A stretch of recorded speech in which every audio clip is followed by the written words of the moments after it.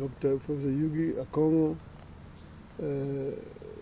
quite a number of university lecturers were arrested and detained, and the others, Koigo Omwere, Georgia Nyona, were taken to political detention. So this situation persisted. Some of us were arrested in that year, 1982, after the coup attempt, and taken to political detention. And we stayed there for 6 years. Then in 1988, Kanu brought an amendment to his laws, saying that they were bringing what they called direct democracy, where there was a nomination process where people were lining up behind the candidate, and then the returning officer would count the voters who had lined up behind the candidate, and whoever got the highest number of votes, if you got more than 50% in total, you are automatically declared a member of parliament without having to go to the ballot. That process was abused, and many popular candidates were rigged at that stage, and therefore there was no real proper election in 1988. This now added momentum and anger to the movement for change. Among those people who had been rigged out were Kenneth Matiba and Charles Robia. So, come 1990, by that time I had been to detention 2 times. The 2 politicians, Kenneth Matiba and Charles Robia, on the 2nd of May 1990, addressed a press conference, which they said that Kenya, the time had come for Kenya to become a multi-party. That Kenyans wanted a multi-party system of government. They were condemned seriously as being ethnic chauvinists, anarchists, people who want to bring chaos in this country. They told that this country was not yet cohesive enough to become multi-party. It would take another 100 years before Kenya became a multi-party system.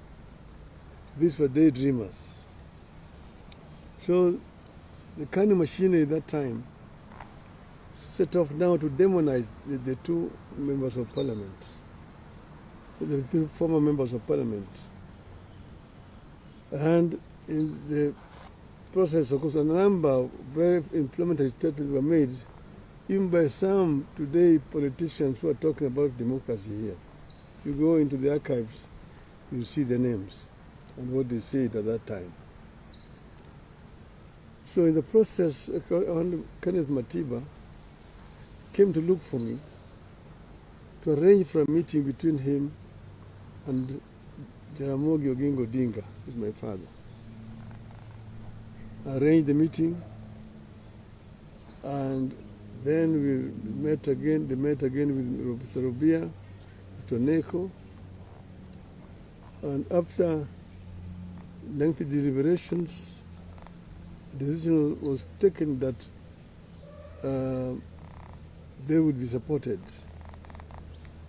At that same time, they sent the goons to Matiba's home the following day to attack his family. Matiba's wife was very badly wounded, Edith, and she was admitted to Nairobi Hospital, where we went to see her.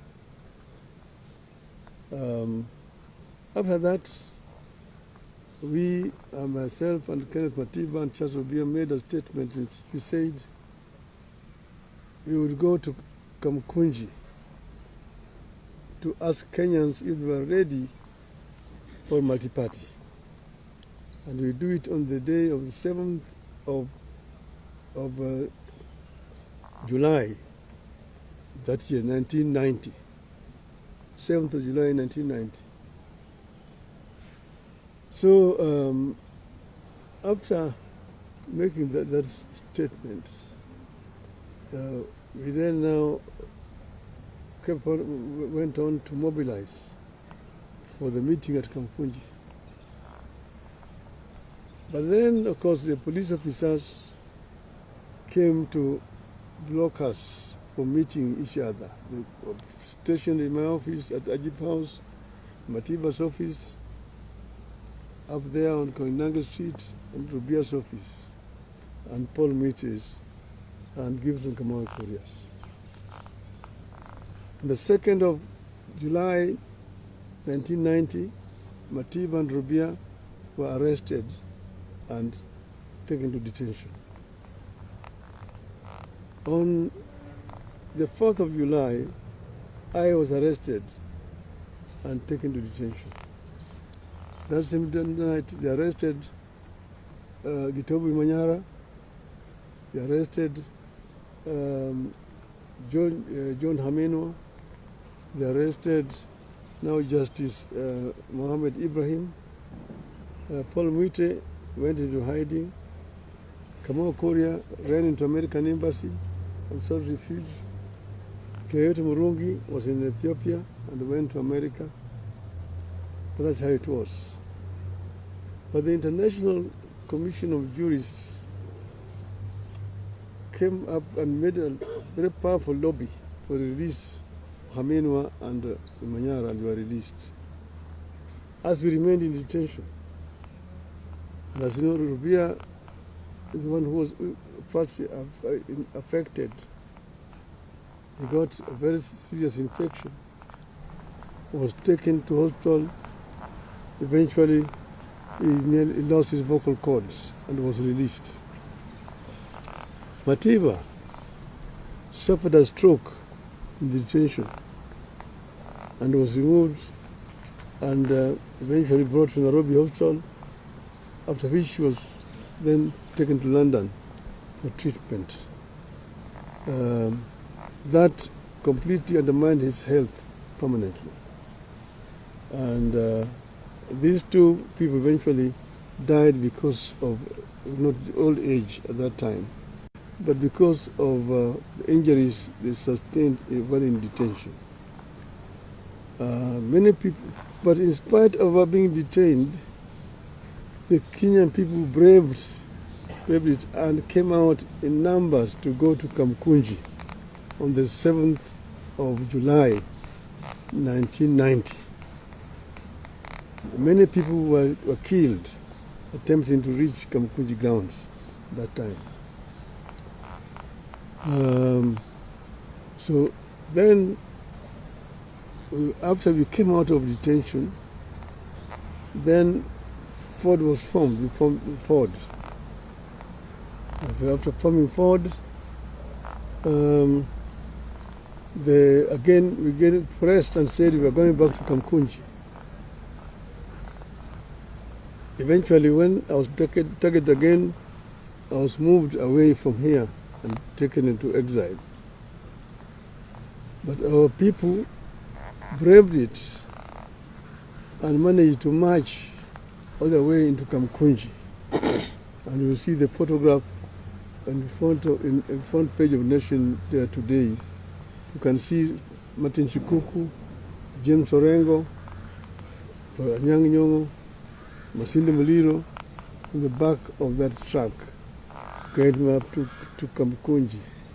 That was not on SabaSaba, that was on the 16th of November 1991. But it's still the Kamkunji. That's why Kamkunji is very historical for the second liberation of this country. And that's why we celebrate SabaSaba. The fateful day on which Kenya's struggle for multi-party democracy took the most decisive turn is iconic and historical. It's a day rivaled only by the present-day Mashujaa Day. Previously,